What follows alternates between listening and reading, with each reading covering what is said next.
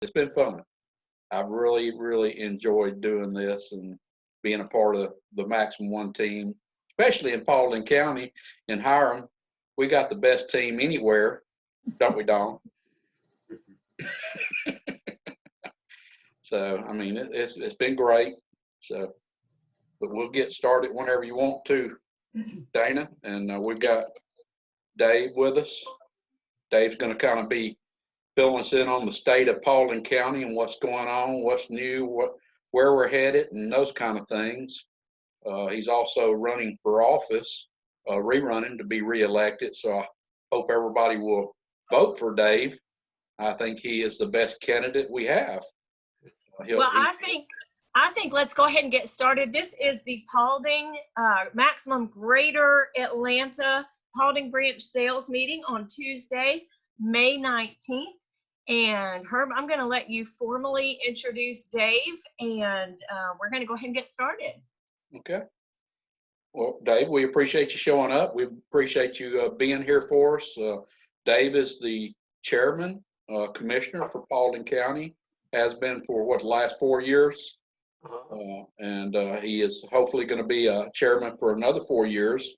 He's done some great things in Paulding County. We got Costco coming, and he can tell you about a number of other things happening in the county and how they're positioning the county to grow.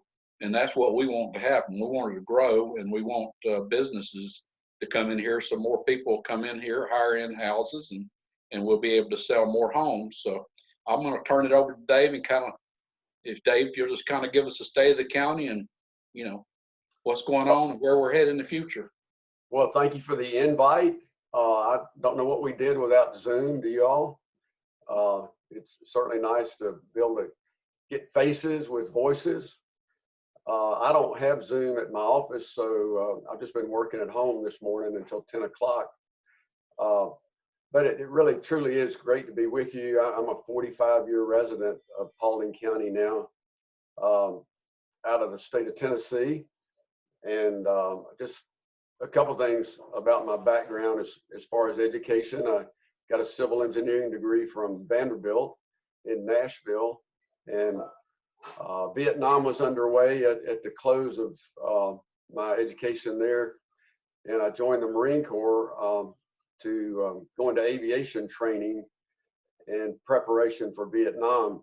Now, fortunately, and I consider it a blessing, it takes almost 2 years to get trained in aviation. And President Nixon brought everyone out of Vietnam before I was fully trained. So I do have an aviation background, and hey there.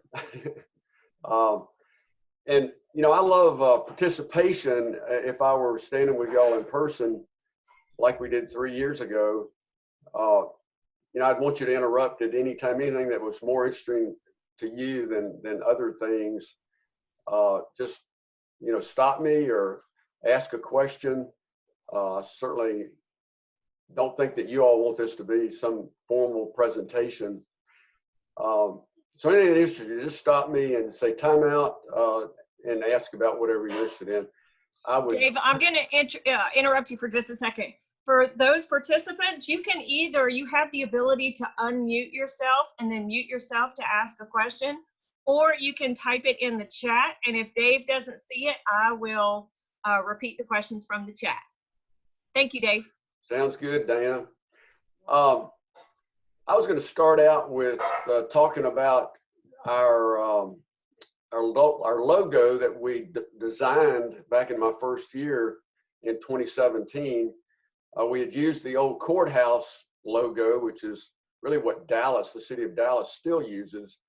But our staff, in conjunction with the Chamber of Commerce, made a new logo, and I guess you can see it if I hold it up.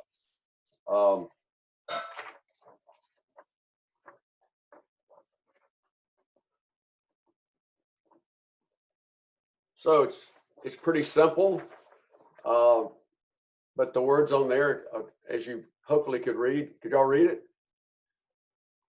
Okay. Explore, unwind, and thrive. There's so much to explore in Paulding County because we're still 1/3 green space We've got over 100 square miles of green space to our west. And, you know, of course, counties like Cobb or Fulton, they just can't say that. So I always say, eat your heart out, Cobb, or eat your heart out, Fulton, or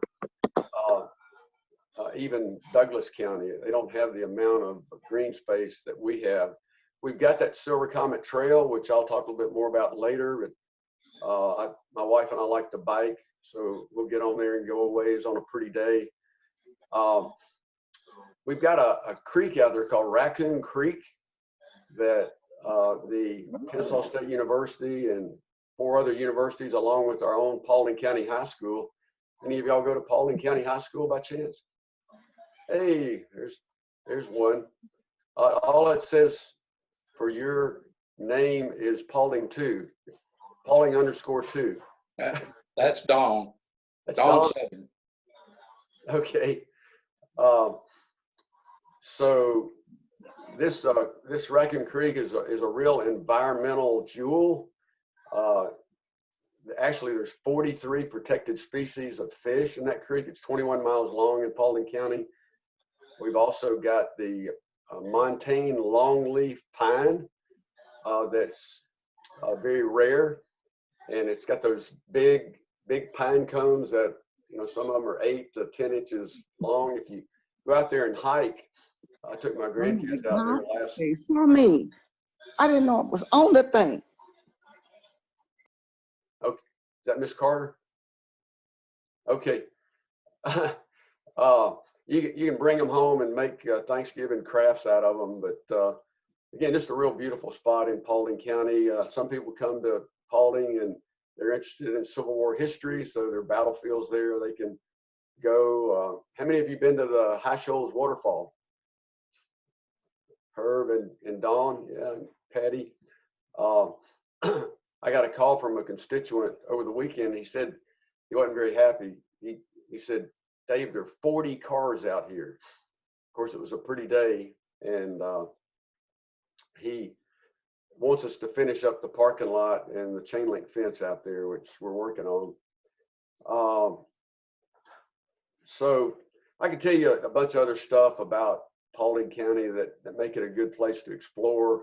It's also is a good place to unwind. I mentioned riding bikes. You can get a lot of exercise on that trail. You can either jog on it or hike on it, or what I enjoy most is just biking. And then on the thrive part, I don't know what thrive means to you, but one of the things that I thrive on, and I think Herb would attest to this also, is just teamwork. You know, I don't want to preach to you, but my wife and I are a team. There are different clubs, different church activities where you're a team. And honestly, I've never seen anything be real successful without a team effort. So we even made up some caps with Team Paulding. When do we get one? Well, just tell me your size. Listen, Herb's hat size is double extra large.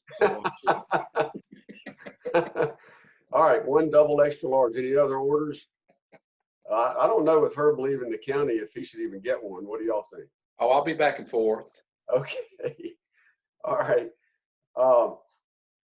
Well, you know, if you have a good team, you gather a lot of ideas. And just to be honest, in the teams I've been in over the years, I was able to play Southeastern Conference football. They never asked me, the coaches never asked me what play I wanted to call. What college was that at, Dave? That's at Vanderbilt. Wow. Played defensive back. Wasn't big enough to play anywhere else. But then in the Marine Corps, you know, that's, everybody thinks the military is being give orders, but it really isn't. You draw in the opinions and the ideas of the people around you, the men around you and women around you, and you know, come up with the best solutions. So it may sound kind of corny, but I like to say teamwork makes a dream work. And I think that's one of the reasons that in the last year and a half, where we've had a lot of teamwork on the Board of Commissioners, that we've been able to really start accomplishing some things. There's another area of teamwork that I would like to show you another picture on, and I developed this little sketch. So I'm going to hold it up for a second. You'll see a triangle, and then the triangle has a couple of ears, which the city of Dallas and Hiram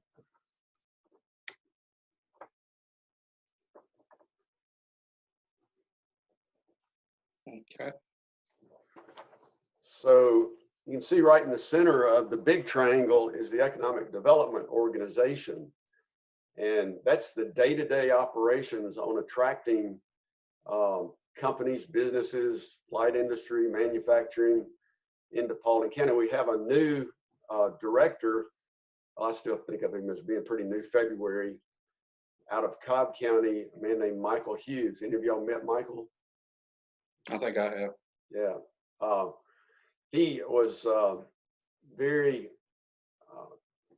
not totally responsible, but very much a leader in getting SunTrust Bank into Cobb County for the Braves Stadium. He lives just outside of Paulding County, but he and I, along with other commissioners, are working with him on a regular basis to see good things recruited and happen in Paulding County. Of course, you saw the Board of Commissioners in the triangle, the Chamber of Commerce, the Industrial Building Authority, which is mostly the financial arm of Paulding County government and economic growth. What you didn't see on there, I told you about my aviation background, you didn't see the Airport Authority, but that's another board or authority that is very active and is getting a lot of things done. Now, you probably wouldn't be familiar with different aircraft types, but there's a corporate jet out there called a Gulfstream. I'm sure you've heard of Gulfstream down in Savannah, a Gulfstream 650. And they just received, the company that owns it just received their first tax notice. Well, they haven't really received it yet. It's going to be going out in the mail, but I saw a copy of it yesterday. And that jet, and it's not new, is worth $41 million. I saw Clarissa's mouth drop open. So that's property, right? You know, maybe some of y'all own a boat. You're going to get taxed on that too. It's property. And for your information, $41 million, the average home in Paulding County, which y'all may know this in your line of work, it'd be fun to ask for some guesses since I like audience participation. Since Rhonda just came on, Rhonda, what do you think the average home value is in Paulding County? $250,000. How much? $250,000.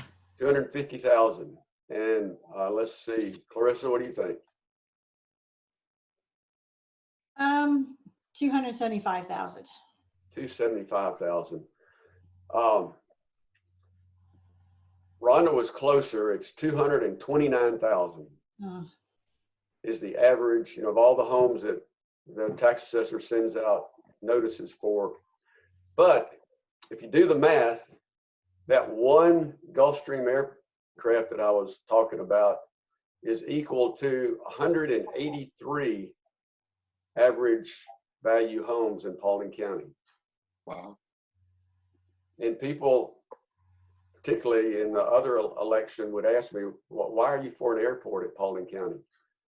That's a pretty good reason to me. That's not commercial aviation, it's a lot of people say they're just against ticketed passengers. That's just a privately owned airplane by, somebody that is doing well as far as their salary.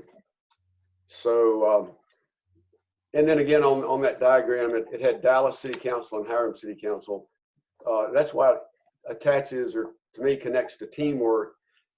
We've been under this COVID-19, been working very closely with the city of Dallas and the city of Hiram, so that we were kind of running parallel tracks, and the mayors were doing the same things as we're doing on the Board of Commissioners.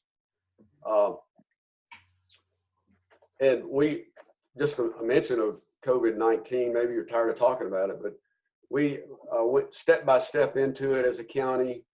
It was the most difficult decision I've ever made to close down the parks, because I like the park so much, and I can look out my window at work and see Veterans Park there. And I had actually quite a few people fuss at me for, why'd you close the parks? That is a bad idea. But we've tried to parallel also the governor's guidance in the orders that have been issued in the emergency declaration, health declaration, and also the distancing, shelter at home. We've tried to just keep in line and parallel what's going on in the state.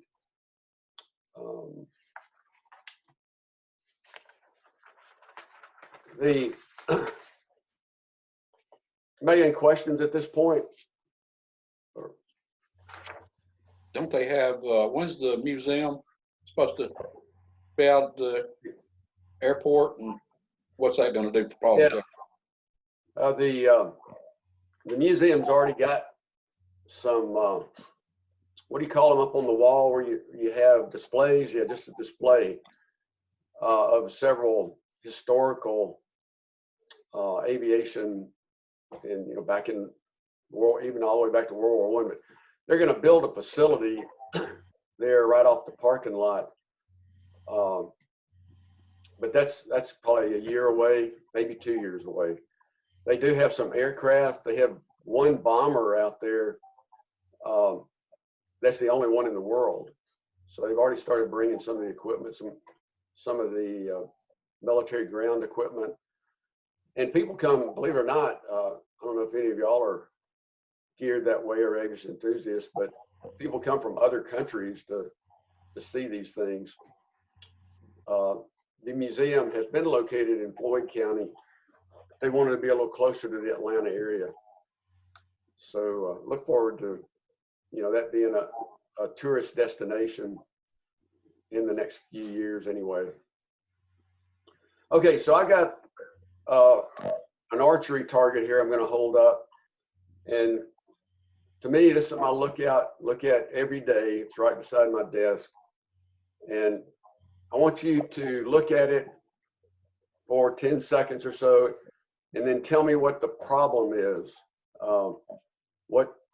What's wrong with this picture? It doesn't have my back on it.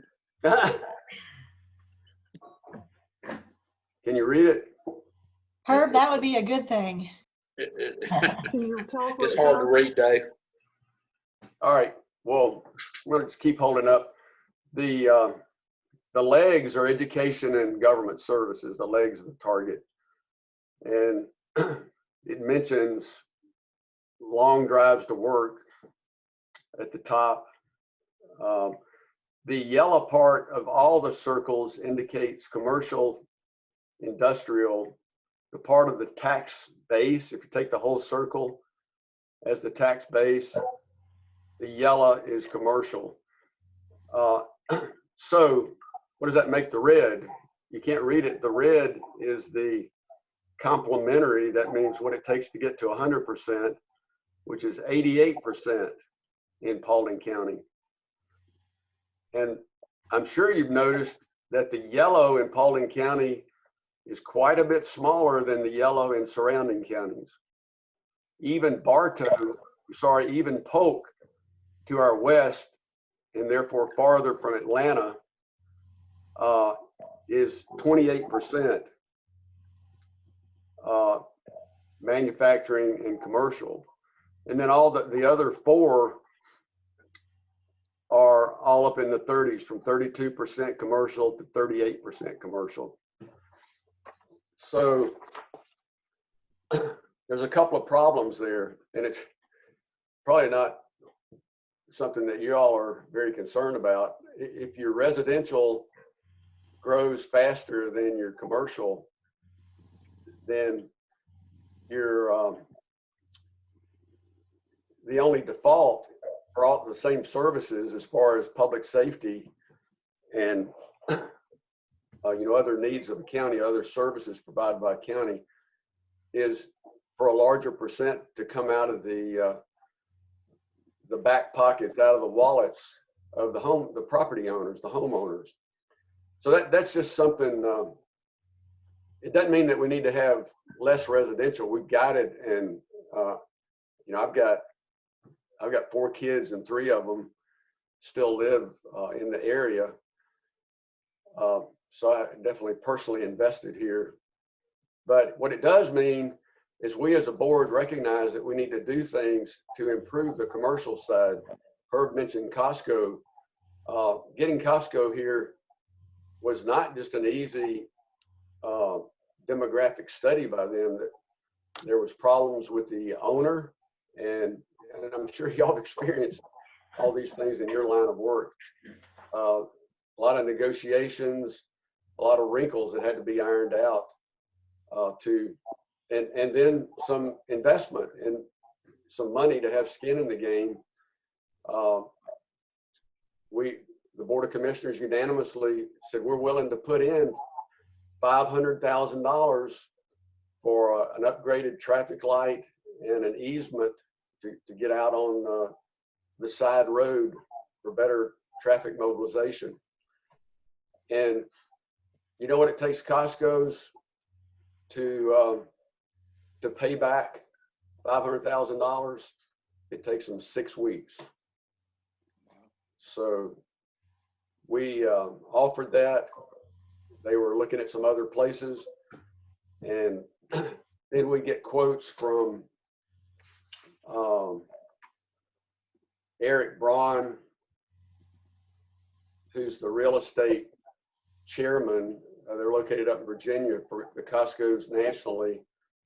And he said, well, actually, the Southeastern Operations Manager, Yoram Rubenenko, spoke at our groundbreaking, and Yoram said, he was quoting Eric, the real estate person.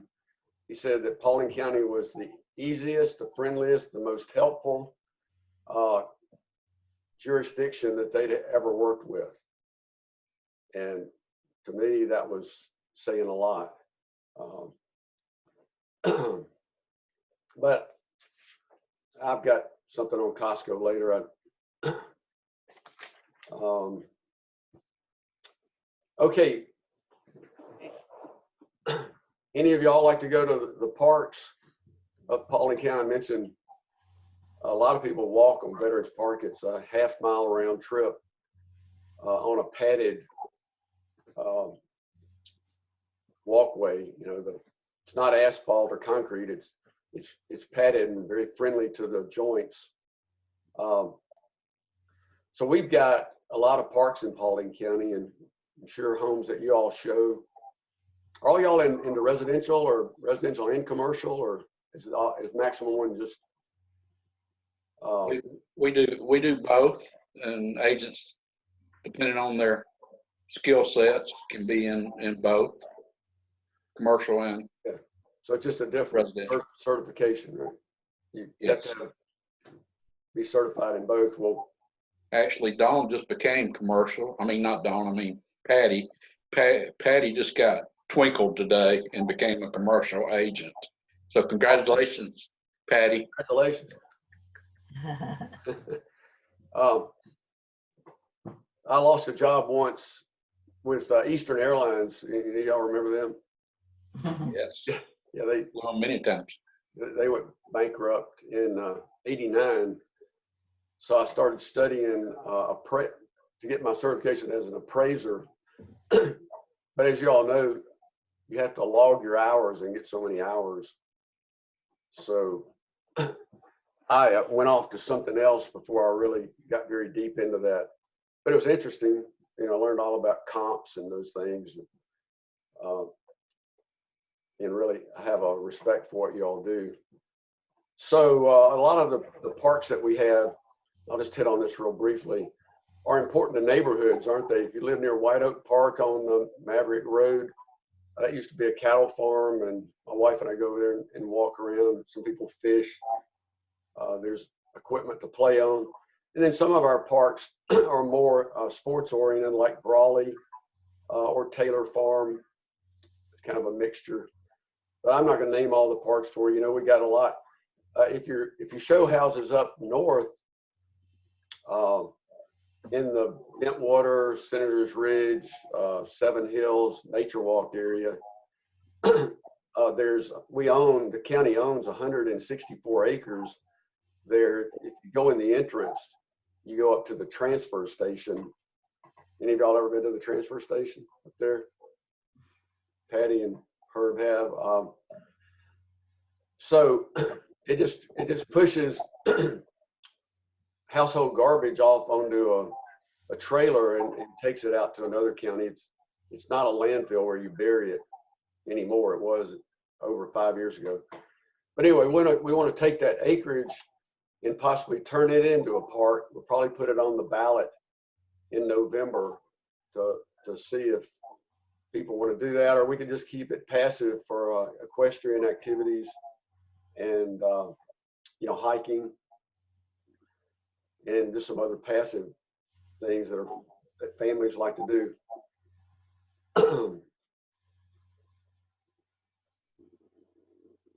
We are getting ready, and that's what this picture is, I don't know how well you'll be able to see this or not. It's a picture of Burnt Hickory Park off of 61 up in the north part of the county. Over the years, we've tried to get these parks kind of spread out. So you'll see the field at the bottom is real green.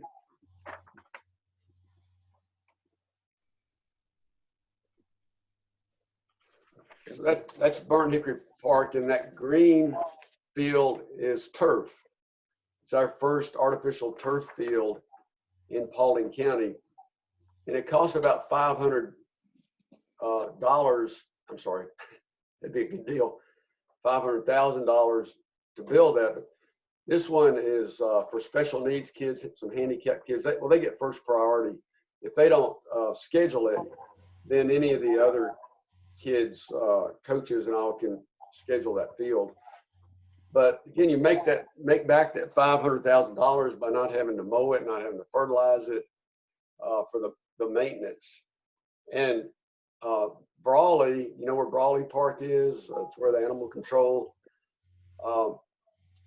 There's like 7 fields out there, and we're gonna make half of that area into a turf field. So that's coming up real soon. If you get out in that area, you may see some construction going on to put in those turf fields. Any questions? Can you tell us a little bit? I mean, I know we're kind of premier with the Walmart off of 120. Can you tell them a little bit about that for the ones that don't know what services they're offering? Yes. I don't live very far from there. In fact, I used to be about a 2-mile walk. And I didn't know until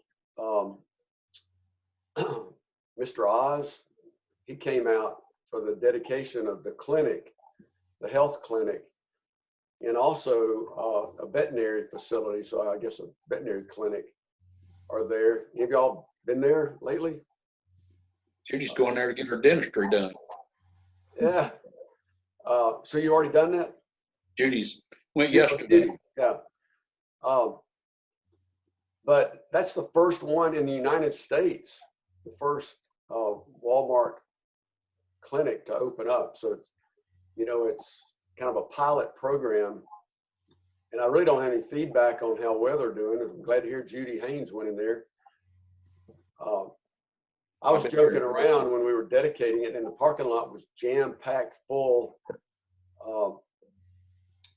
Dr. Oz did speak, and I was just joking when I spoke that I could bring my black lab Ella with me, and I could get her a checkup at the same time I was getting a checkup. So it works out pretty nice. You can take your pet in and just both of you get your checkups. But again, Herb, I don't know the progress or the kind of business, how it's working out. That's something I'd like to check up on. Well, I mean, it's just the fact that they chose Paulding County to be their first ever out of every place in the United States. They chose us to be the pilot program, and everything I'm hearing from people that's been out there just said great things about the health clinic and what's going on out there. I've heard only positive stuff. Well, I've used the prescription right through the health clinic. You go back out into the store, that's where the prescription location is. It's very professionally handled, and they have a lot of people in there. It doesn't take, I saw 3 lines when I got there, and I thought, oh, this is going to take forever. But they have had 4 or 5 clerks or admin people back there taking care of it, so it didn't take long. Another thing I look forward to doing, both with Costco and with Walmart, well, particularly when Costco opens, and that's scheduled for next January, getting my video camera and taking pictures of Cobb County cars coming into Paulding County. Bring those taxes here. Right. All right, so one thing that we did over a year ago at Chattahoochee Tech was to have a little half-day seminar and bring out Carl Vinson Institute. I don't know if y'all ever been to any training with Carl Vinson Institute, but they do cities, counties, as far as educational time with new commissioners, with new mayors, city councilmen. I mean, how would you ever learn about that stuff unless you just grew up with a parent or something? So very helpful. They came out to run a day seminar to get the ideas of people that we invited, which included a lot of our department heads, economic development organization people, the industrial building association people out of businesses, banking and real estate. So we had a lot of stakeholders that showed up, and then Dr. Phil Boyle and his assistant Mayor Shaw led us through the conversations of how we could improve economic development in the county. Well, the takeaways were pretty simple. To use what you have. And I mentioned tourism earlier and some ways to explore Paulding County. So I brought a picture that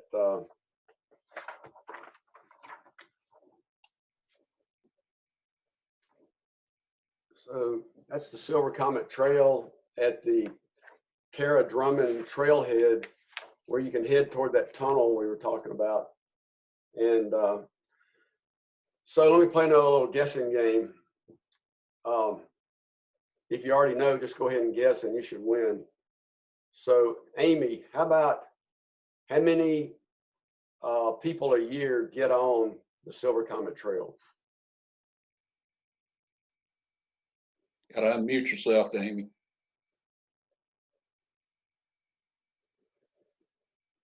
I didn't hear you. There it goes. My answer was, I have no clue. All right, it's an honest lady there. Yeah, I have no idea. None. How about Dana? You got a clue?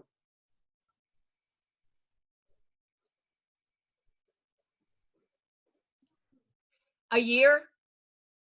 In a year, how many visitors would we get on the Silver Comet Trail, or how many people would get on it? They could be from Paulding County. They don't have to come from Cobb.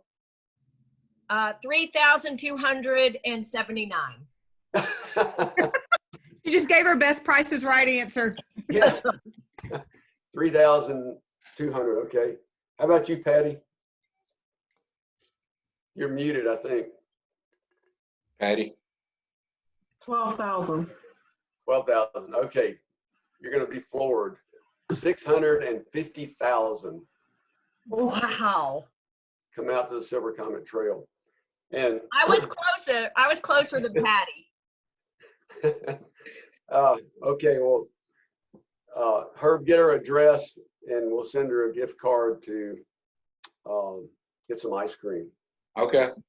Hey, I got a question in regards to that. Do you think there will ever be businesses opening up to, I know some of the subdivisions back up to Silver Comet Trail and you can access them from subdivisions, but do you think there ever be any businesses along that trail that might be able, like restaurants or things where people could get off and access the services? Well, that's a great segue. We've talked about tiny little houses. Have y'all done some study on those? Like they're real popular, millennials and young people. I got one daughter up in Alaska, and we were doing some exploring up there and had the tiny little houses. So we're talking about an area. We bought 23 acres. We being Board of Commissioners 2 or 3 years ago off of. So you go out Wendell Road and then Cochrane Ridge Road, and then you dead end into the trail. So we got 23 acres out there. We could put an athletic field and then some of these tiny little houses there and have a little restroom facility. And over in Cobb County there at the Sailors Road, there's a little refreshment stand, and sit down and have a cold Coca-Cola or something. So yeah, Herb, I think it's one of those things that I wish we'd already gotten done, but it all takes time and money. There was a place called Cyclorama that would rent you a bicycle by the caboose there in Hiram, but they weren't doing well enough to stay open. So about 6 months ago, they shut down. Did you know that place was there, Herb? Cyclorama? I did. Yeah, I've been to it. Okay, so we're building a jail. In fact, Sheriff Gullidge moved in last Friday. So it's not only a jail, it's a new sheriff's headquarters. And this is a night picture, so I'm sure you're not going to be able to see it very well, but it's huge.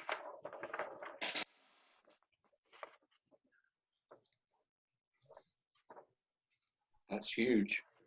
How many 247,000 square feet. Again, the headquarters there in the front right is a part of it. I can't tell you how much, what percentage, or how many square feet. It does have something interesting. If you've driven out there to the Watson complex, like if you're in Veterans Park and you're facing north toward the administration building where my office is, there's a white building, white metal building off to the right. Anybody seen it? It's where you go visit prisoners. So no visitors get to go in and actually see whoever they're visiting. So you can imagine it cuts down on any contraband exchanges that might go on. So you're looking at the person you're visiting just like we are on a TV screen. Not saying any of y'all are prisoners or even look like a prisoner. All right, Paula laughed. Might be soon.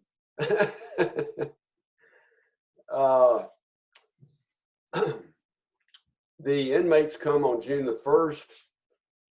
And for a long time, you wouldn't know this, but the city of Dallas has taken their small number, but taken their prisoners to Ackworth.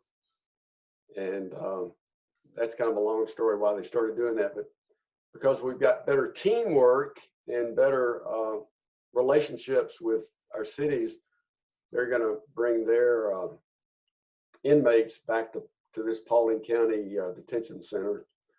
And we actually make a little revenue on that. So that's a good thing, right? Anybody got any interest in how much the detention center cost, which was voted on by the citizens?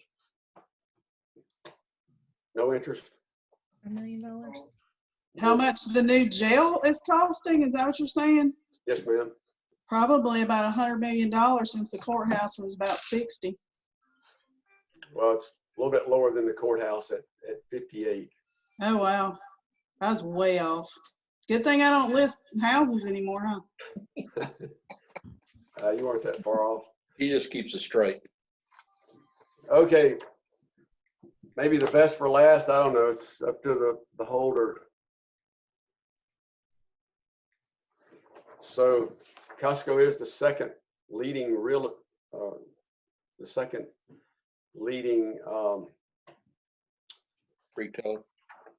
Retailer.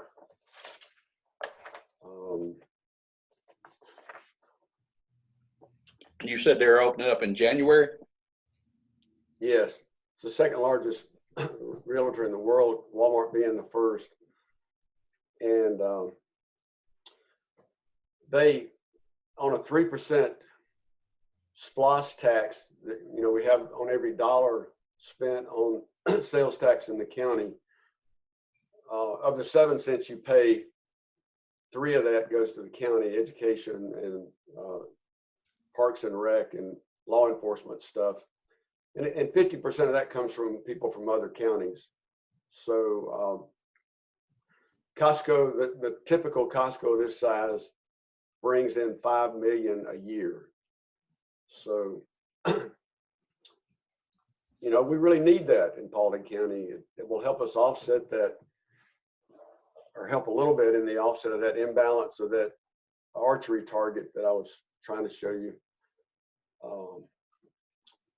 I went out there last Friday and met Mike Denmark, who's the superintendent of the job, and they're really moving along. You can kind of drive right in there at Access Road and see how they've leveled it out, and they're about to go vertical. They've already built the curb structure, the concrete curb structure for the parking lot. I was kind of surprised they would do that this early. I already mentioned some things about Costco. There was significant negotiations that took place. That's going to help us a lot in Paulding County to be able to actually reduce personal property taxes, which has been one of my goals to try to accomplish. So we're slowly getting there. Now I'm about to wrap up as far as anything that I have beyond questions, but we have a study and a program and research project that we've called, it's been going on for almost a year, called Ready, Set, Go. And it does a few things. It updates ordinances. A lot of our ordinances go back to the 80s. You know, there wasn't anything called e-commerce or iDining. So there's no description of these things in our ordinances. So that's been our project, and our goal is to update our ordinances. So let's take, for example, some of these restaurants during the COVID-19 have tried to find another way to serve their clients, serve their customers, right? So they put these tents or pavilions outside where you could drive up and pick up your order. Have y'all done that? I've done Briar Patch a few times. Patty's nodding her head. Jessa. So according to our ordinances, that's against our ordinances because there wasn't any thought of need to have a tent outside of your restaurant. So it's just a minor thing, I know, but we're just updating, making our ordinances relevant to the issues of the day and of the times now that we're here in 2020. What it also does, or what it's contributed to, is, this may be the thing that affects y'all more than anything else I've talked about, is we're able to do zoning maps online so that you can go get a zoning request or question, somebody wants to know if they can have a horse on a half acre. That's, or you're looking at a piece of property and you want to know what you can or you can't do on that piece of property. You can do all that online. Or it's not there today, but Chris Robinson tells me that it'll be there within the month. So something y'all can use maybe? Yes. Yeah. You can do business applications online. I don't know if any of y'all are getting ready to start your own realty company. You probably like Maximum One, but you can do permitting now online, which is only a couple of months old. So you don't have to go in and walk your plans around to the different offices at the administrative office. They can all look at you, they being the department heads, fire and community development and DOT, water. They can all look at your plan at the same time online with you and discuss any changes that you may need or any questions that you may have. So all these things to me contribute to our county being more business friendly and being open for business instead of having a bad reputation that we're not business friendly and we don't care about anybody moving here. We just want to have our own little bedroom community, and we don't care about progress or commercial growth or anything like that. It's not true. We do care about those things. Logistics centers are a big thing. You know, I think my wife did 95% of the Christmas shopping right here at this chair I'm sitting in now. And y'all do the same thing, right? You shop online, unless you just like to go hold something and look at it. Hey, we need to wrap up pretty quick, Dave, but can you do a couple of things? Can you speak to where the reservoir is, when we're going to have that thing fully functioning? And I think you're also talking about rolling the tax rate back some, the millage rate. Can you talk about those two items? Yeah, it's real quickly. On April 22nd, I went out to the Etowah River, which is where we get the water to fill up the reservoir. And I got to push the button that started the turbine engine, jet engine. It sounded just like a jet. There's 4 of them. We just started 2 of them up to pump the water out of the Etowah River down to the reservoir. Then I went down to the reservoir with a group. I think you've been out there, hadn't you, Herb, for a visit? I did a long time ago. Yeah. Well, then you can see the water coming out. It's a 3-mile trip to get it to the reservoir.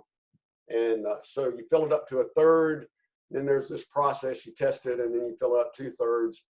And then by August, it'll be full, and we'll be treating the water there and distributing it to the people. On the millage rate reduction, you know, there are a lot of unknowns right now. I've got a real good financial director that I speak with regularly, Tabitha Pollard.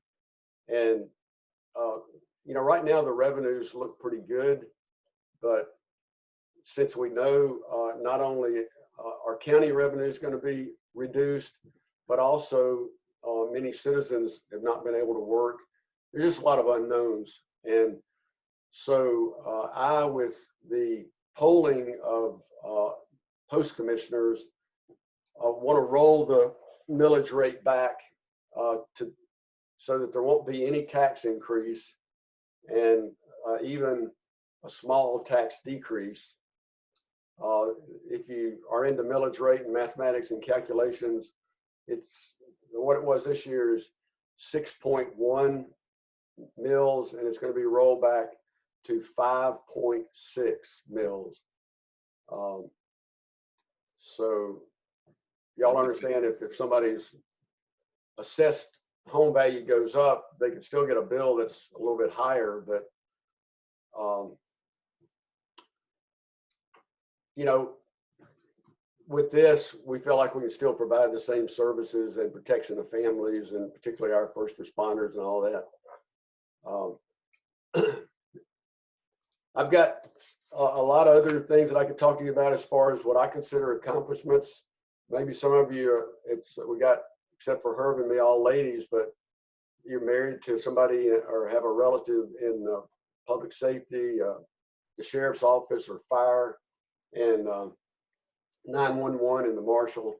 But we've implemented a new retirement system so that those jobs that take more physical endurance, they can retire earlier than before. So we hope it to be something that'll help our recruiting and retention of good law enforcement people. So I thank y'all for inviting me. It looks to me like it's about 10 of 11, and I just appreciate the opportunity to be with you. I'm not politically wired. I probably can't tell that just from me talking. I like to see things get done, task accomplished, and y'all can, that sounds, I was going to say you can take the politics and throw it out the window, because I don't care about the politics. We appreciate it, Dave. We appreciate you taking time. I know you're busy schedule right now. I appreciate you really taking the time out to kind of update us. Does anybody else have any questions for Dave? I know he probably needs to get back to work. Like I said, sometimes I can get more done here, but I will be heading back to work here in a few minutes. And again, thank you all for having me. I'll Thank you. look forward to seeing if you're ever anywhere, and you know, 4th of July event or something, please come up and let me meet you. And Absolutely. okay, thanks again. And Dave is always available if you have any questions. He's probably the most open commissioner I've ever met or been around. So I mean, you can call his office and he'll give you a call back and talk to you about what you need in the county and what you like, and listen to you and try to work things out in the county for the better of everybody. So thank you, Dave. You bet. So long. Thank you. Bye-bye. Okay. Before we get started, I need to say, Amee, I need to talk to you after the meeting. Okay. Yes, I just chatted you back. I've got an 11 o'clock closing, so I will call you right around noon. So I'm gonna have to leave out of this meeting and go into closing real quick. And then when I'm finished with that, I'll give you a call back. Is that good? Thank you. You're welcome. Okay, Amee, so you're up. If you got anything you want to talk to us about. Not a lot going on. We're trying to get the realtors back into closings with their clients. We are still doing some separation right now. So if you want to come into closing with your client, and your client doesn't have an issue with that, we have had a few clients ask us to please not have the realtors come in because of their concerns with their own immune issues going on and their concerns with all of this and needing to just social distance as much as possible from everyone. So I know I can't quit my hands. I'm sorry. Patti makes fun of me all the time about it. It's either that or touching my face. So at least I don't have a mask on because I'm not touching my face, right? Stop it, Herb. It's just one of those bad Southern habits. If I can't hug somebody, I got to move my hands. That's the way it works. So right now we're trying to get the realtors back in closing. They've opened it up to where it's 10 per 300 square foot for restaurants. So basically what we're doing is starting June 1, we're going to put everybody back in a room together. So we will have buyers and sellers at the room together with the realtors. We're asking still though, extra people not come. So I had a gentleman come the other day with 5 kids, and he was a little bit upset that we couldn't let the 5 kids come into the closing. But what we were able to do was have them do it out in their car. So we just went outside and had them do it there. That way they didn't have to come in. It's too much of a risk right now with everything going on to bring that many extra people in, especially when they don't need to be in the closing room, for concerns of their own safety, plus us keeping everybody in our office safe as much as possible. We are continuing to bleach between every closing. We are continuing to do the Lysol. Those of you that have been in know that the windows in the front office are open. And the reason they are open is because I cannot take too much more of the Lysol. I'm going to start glowing green if I do. My hands are turning whiter than they already are from all the bleach that we're using. So just bear with us. We're trying to work everybody back in. But if you want to come to your closings at this point, feel free to come on in with your client. I don't have a problem with it at this point. I do ask that if you have a mask, that you just bring it in with you in case we have anybody that is as a part of the transaction that is a little apprehensive or more susceptible to something, just to be respectful of other people around us and just trying to keep everybody as safe as we can. As you're coming in, those of you that have closings with us, we have new cups. Don't forget to get one when you come in. So we have that one, and then we have the one I'm drinking out of, which is this one. It's a smaller one. It's like this size, but it's like, it fits in your car better. And then that's a tea coffee cup. And I'm going to warn you, this ain't McDonald's, people. It's hot. If you put something hot in here, it stays hot and it might scald your tongue. So I would tell you to like, let it cool a minute. I did that yesterday with hot tea and could not believe how hot it had stayed for like 20 minutes. So be careful with that because it does stay really, really warm. So when you have closings, just come on in and pick up your mugs. And then Dawn and I are working on a couple of little things. One big thing that I'm still working on trying to find somebody that'll do what we talked about as far as the lunches go. Have not had a lot of success with that yet. Any questions for me? I'm just going to open it up to you guys for any questions that you guys have. I've gotten a lot of emails from you guys over the last 2 weeks.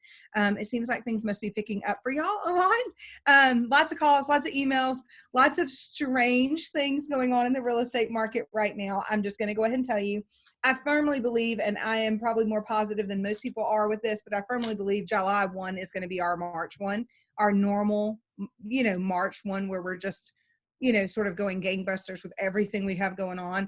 I think July is going to take off like a rocket because people are tired of being social distance. People are tired of not having human contact. I will tell you, for my kids, they finally got to see their two best friends this weekend who have been completely social distance from everybody, just like my kids have since March. And I mean, my kids started crying and the other little girls started crying too, because they're like, we haven't seen anybody. So I know that a lot of people are feeling that right now, and a lot of people are getting frustrated with what's going on as far as, not being able to get out and do their normal thing, and people are ready to get back into a normal life. What I will tell you is this, my take on it is, and this is just my personal take on it, is this is going to be a new norm for us for a while. So I'm just asking that whatever the regulation is and whatever, requirements they put on us, that you just be, patient with us, because as you guys know, I'm a rule follower. I'm going to follow the rules. I'm going to try to keep everybody as safe as I can. But it sometimes is going to be just at the request of one of our clients. I already have clients closing at the end of June that have immune issues that are already asking, can I still close in my car? Can you still come outside? Can I still close separate from everybody else? And the answer is going to be yes. We're still going to accommodate those who have some form of concern or fear of what's transpiring. Any questions that you're seeing right now in the marketplace that you have questions for me on? Anything that you want to ask? Go ahead, Patti. So we've seen a lot of appraisal issues lately with desktop appraisals or outside visits only. Can you speak to any of that? Or my specific issue is where an FHA appraisal came in $15,000 low. The appraisal said there'd been no upgrades in 15 years, but the house had been completely renovated with upgrades. And the buyer had the right to terminate when it came in low, and they did terminate. And then the lender would not allow us to rebut the So appraisal. I don't know your specific situation, but what I will tell you, I've been told by some of the appraisers, is that when it comes to upgrades options in the house, that if they have not seen a building permit pulled for something, that they're not, and they can't go in the home, or they're not able to get in the home, they're not giving credit for it. And the reason they're not giving credit for it is because they can't go in and visually see it. The frustration with this is that as part of the appraisal, they are supposed to go to the home. I'm not an advocate for desktop appraisals. I don't care that it saves your client a little bit of money. I think this is something that you probably need to talk to your clients and inform them and educate them on, that they need to get a true appraisal on the property. And the reason they need to get a true appraisal on the property is exactly what you're talking about. A drive-by or desktop appraisal does not give you a real evaluation. You're better off going to Zillow if that's what you're going to do, in my personal opinion. And we all know how accurate that is. So when you do a desktop appraisal, all it's doing is taking an average median for the properties in that area. They may not even be looking at your subdivision. And we've had a couple of these come across where the appraisals come in, the appraisals are low, and they're not looking at the particular subdivision. They're looking at things that are even outside of that neighborhood as their comps. And there's recent comps in the neighborhood that are better comps for our particular subject property. My frustration with this comes in a couple of different ones. One, they're not doing a real appraisal, but they're charging the buyer for it. Or the lenders are taking the risk on not getting an appraisal, a full appraisal done, because as long as the comps show that they're in line, then they're fine. Well, that to me is misinformation to your client, and it's not protecting your client because it's not giving them a real valuation of the property.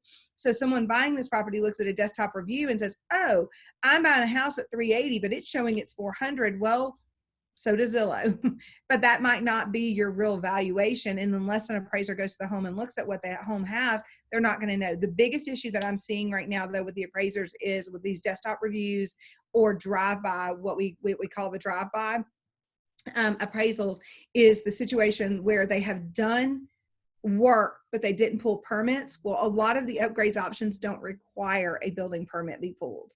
So that is part of this whole, well, we didn't have to pull a building, we didn't have to pull a building permit to change out the countertops in the kitchen from, Formica to, granite or, whatever they decided to do.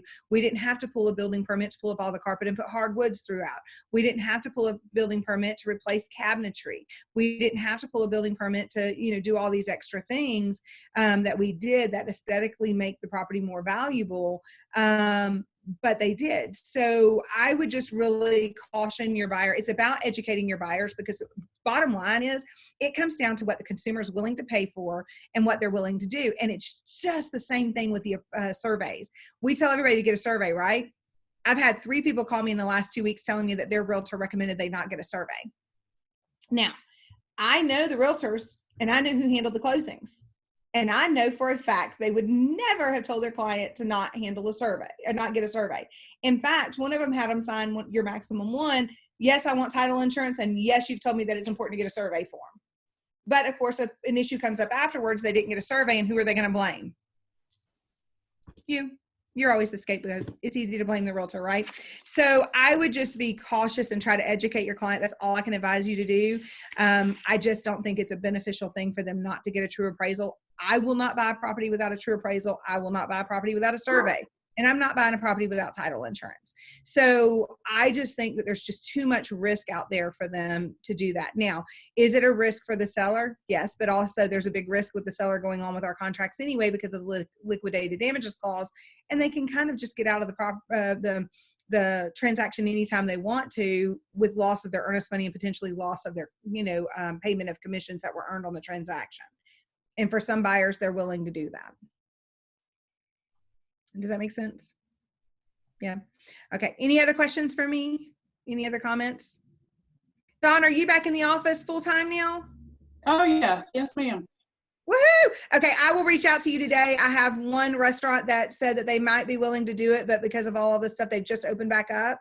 My issue with a lot of it was a lot of the companies were not opened up. And what we were trying to do was do a, lunch for you guys, like a drive-by, like lunch wagon, and a lot of them were not participating right now with all this going on. So we're going to try to get that on the books, hopefully the next couple of weeks, if that's good for you guys. And maybe just Awesome. y'all come by and pick up lunch and continue about your day. Yes, But I'll talk to you soon, Amy. Thank Sounds you. good. Thank you all so much. I will see you guys soon. Thanks so much. Have a great day. Thank you. Oh, real quick, can I say one thing? You guys really have such a dynamic duo with Dawn and Dana. Y'all have no idea what all has went on in the behind the scenes over the last few weeks. And I have been in a lot of contact with both of them about weird questions people have on contracts, support questions. Dana was on the forefront of getting you guys your virtual CE classes. I work with other brokerages all the time, and we're just now getting some of that stuff ready and done. And we've been doing it with Dana for 2 months now. And so I just really hope that you guys know what a value you have in that, because it is not the norm. And it's especially not the norm to have someone who's so supportive of just, us as affiliates and your offices, and trying to make sure everything is taken care of the way it needs to be done, and providing you the information as quickly as it needs to be done. And these 2 ladies are on it. So I just want to say thank you guys from me to you guys. I just really enjoy working with y'all, because y'all make my job a lot easier. So thank you so much for all that you do. We love you, Amy. Thank you. Y'all have a great day. Bye. Thank you. You're servicing our needs with innovation and education. That's right. Herb, how'd you do that clapping emoji on there? What? Under reactions. Reaction. Oh, there we go. Learn something new every day. Herb, I just have a couple comments to tag on what Amee said. A couple things. We had I don't know if it was in Rockstars or support, but there was a big issue with an agent not getting an appraisal value, and the reason was they did not put it in FMLS. So you guys, Dawn and I hound you, and it's not because we're collecting fees for FMLS. We are, because we're a member of FMLS, and that is our membership agreement, is to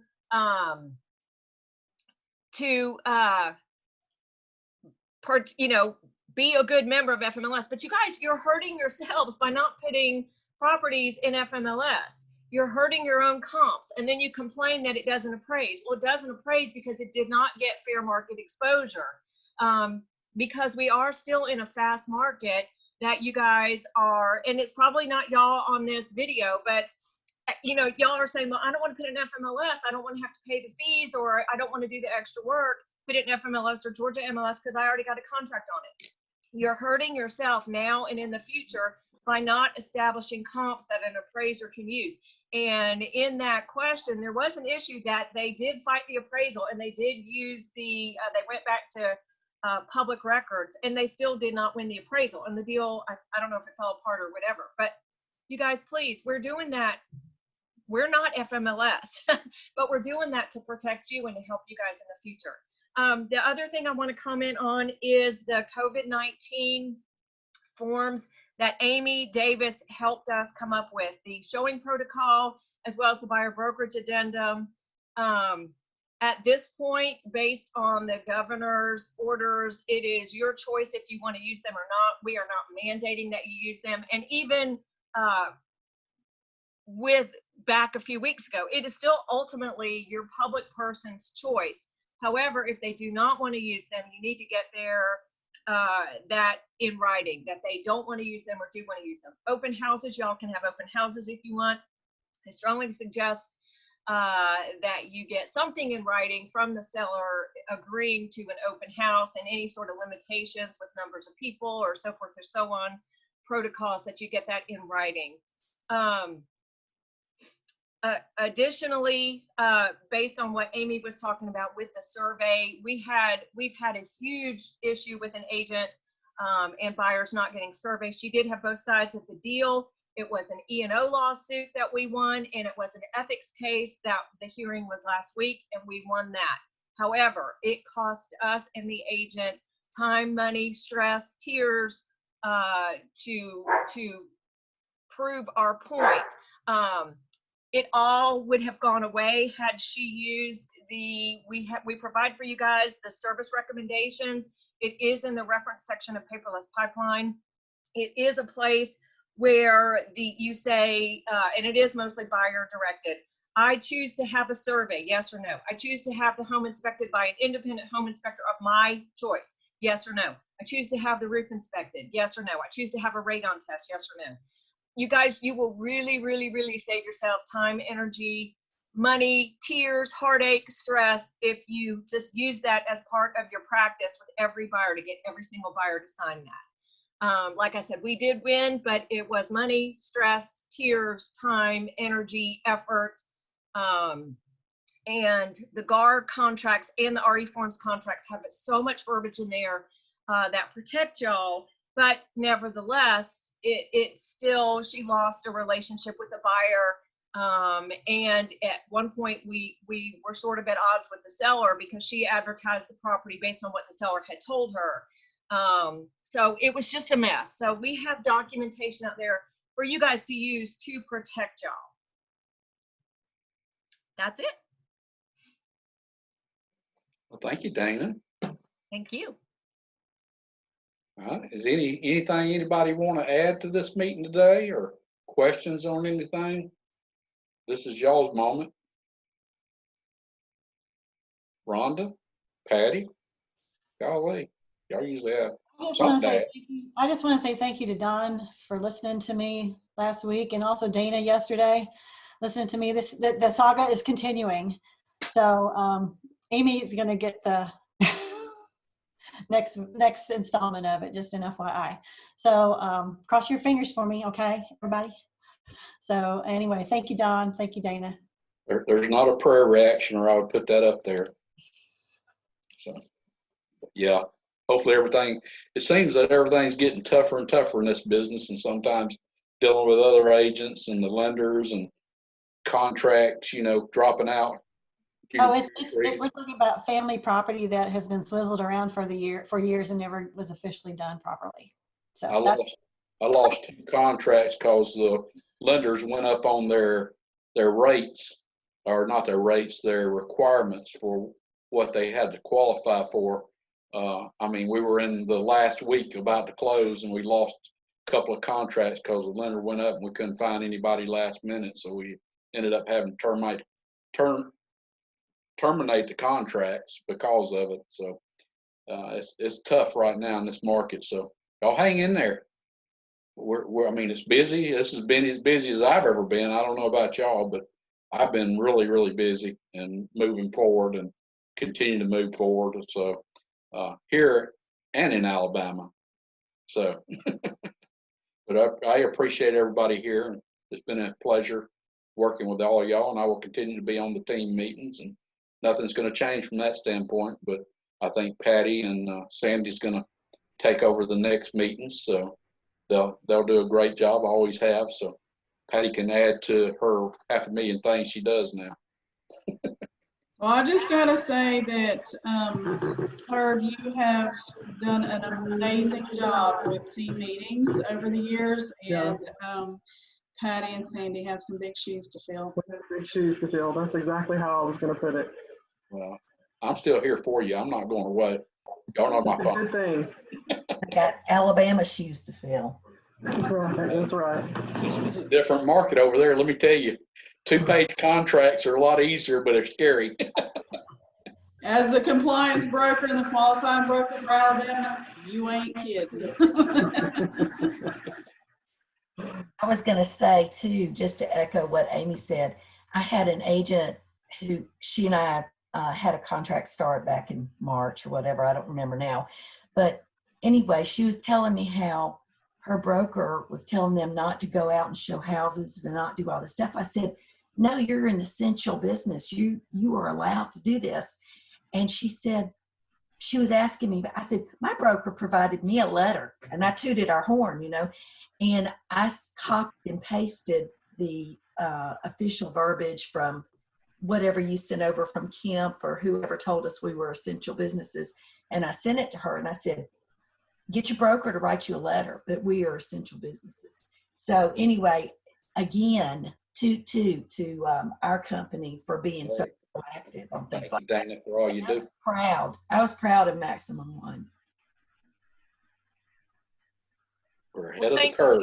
We are proud of all of y'all too. And we are so grateful and honored for the agents that we have. And, you know, we really do appreciate that you guys recognize that we do things for your benefit and to protect you, not trying to be difficult or make you do extra paperwork. There is a lot of paperwork, but I promise you, nothing's an issue until it's an issue.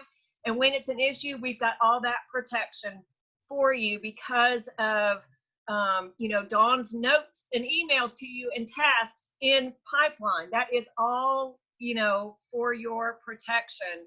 And the policies and procedures that we put in place really is for protection. Even the mentor program, where Patti is the director of the mentor program, and we now have a requirement that if any agent wants to be a mentor, or if any agent has a team and wants to bring on a new licensee onto their team, they have to go through the mentor training.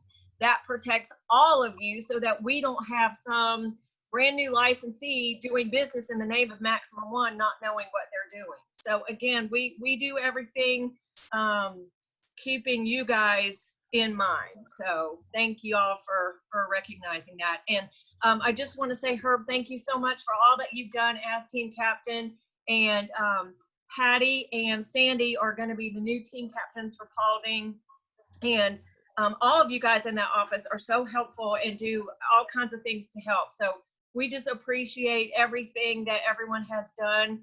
And Patti and Sandy and Dawn, you guys need to let me know for June if you guys want to have an in-branch sales meeting or do it virtually. I'm leaving it up to the branches for June, what they want to do.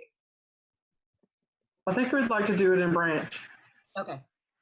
Thank you. All right, y'all.